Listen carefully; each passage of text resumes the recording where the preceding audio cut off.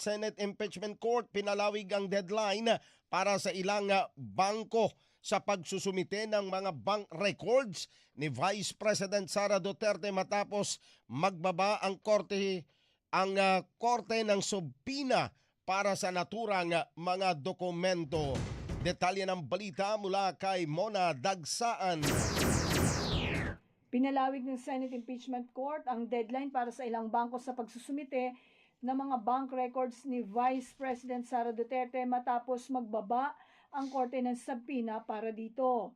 Ayon kay Senate Presiding Officer Francis Chis Escudero, pinagbigyan ng korte ang kahilingan ng BDO at Security Bank na mabigyan pa ng karagdagang 10 araw upang makumpleto ang mga dokumentong hindi pa nila na isusumite.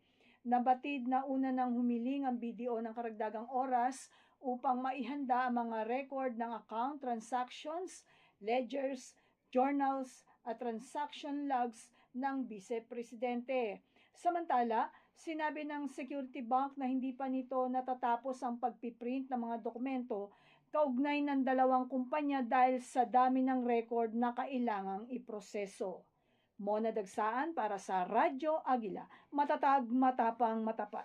Maraming salamat, Mona Dagsaan.